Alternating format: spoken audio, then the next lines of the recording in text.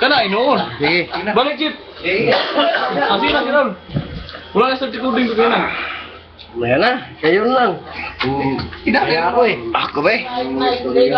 Ako po si Idrelin Matthew Cantu Jr. Nagkatrabaho dito sa Saudi Arabia ng kumpanya ng Sabagat at Turok. Sana President, hingi kami ng tulong sa iyo kasi walang ayos tong kumpanya namin. Hindi kami pinapasahod ng 5 buwan at saka wala kaming ayos sa katulugan namin at sobra din ang trabaho namin. 11 hours ng trabaho namin dito.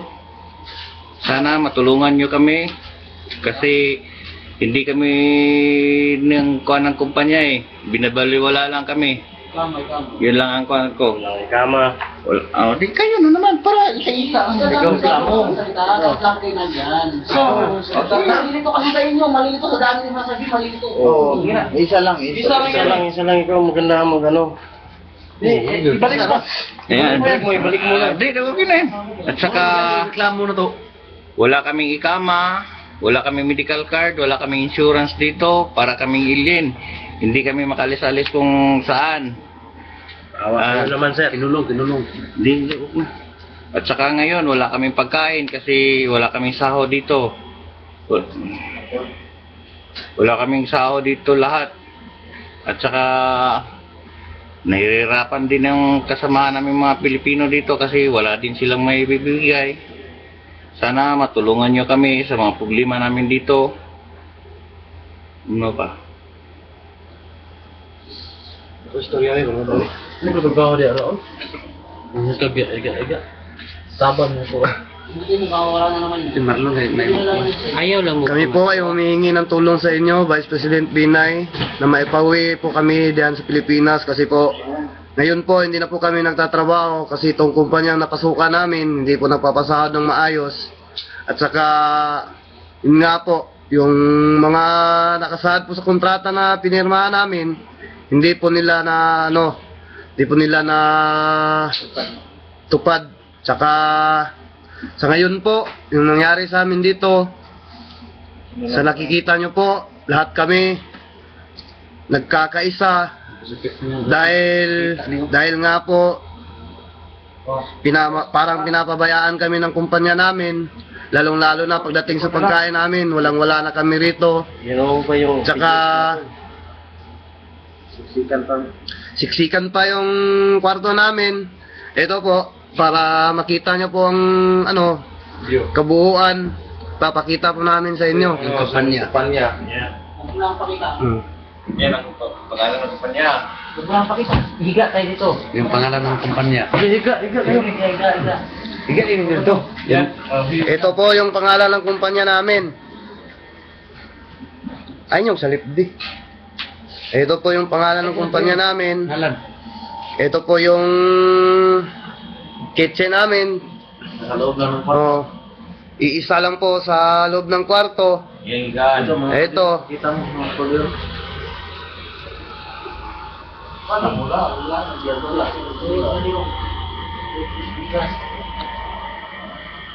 Mga gamit. Ito po yung kwarto namin. Yan po.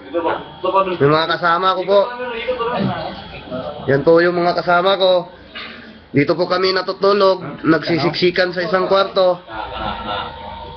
Yan po. Ubus-ubin sa ubus may tiraw. Manana. Ito po yung mga kasama ko na hindi na rin po nagtatrabaho. Isama na ako doon. Kana ubus ko ay kana. Ay naman tingin, kumarikod din yung tingin diri.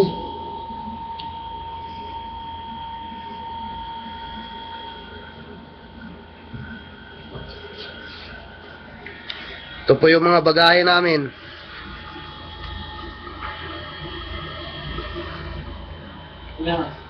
Wala bibigyan mo pa ulit. Ito ay misis nila. Ang gusto na sana namin sa Vice. Yun po, humingi po kami ng tulong ulit. Sana po, pauwi po kami ngayong buwan na to. Kasi po, Ngayong darating po na July, mahirapan na po kaming umalis kasi po darating na po yung tinatawag nilang Ramadan. Ngayon po, nakakaraos pa naman, pero hindi namin alam kung hanggang saan tong pagkain namin. Kinakasya lang namin sa loob ng isang araw, kumakain na nga lang kami ng isang beses.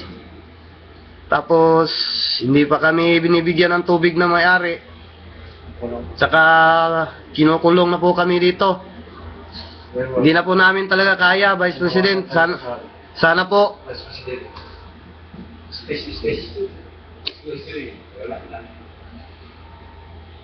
Boss.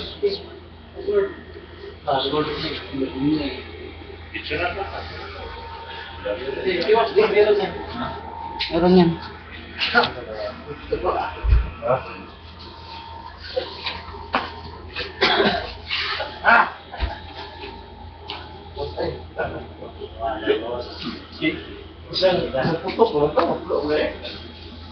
Tidak ang tawhan ng mga motor.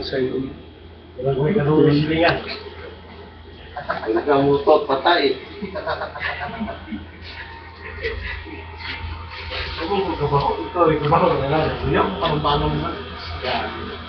Sana po, tulungan niyo po kami, Vice President. Nakikiusap po kami lahat dito na sana makauwi na po kami dyan sa atin, sa Pilipinas. Sana po, pagtunan niyo po ng pansin yung mga hinanaing namin dito, tsaka mapakiusap namin. Umaasa po kami na matulungan niyo po kami at mapauwi po kami ng maaga.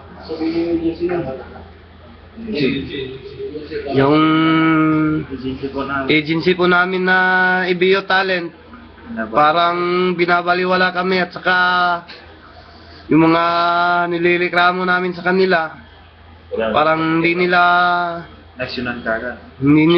pinapansin. Wala silang ginagawang aksyon. Lagi na lang po kami nilang pinapaasa. Ito yung pangalan ng agency.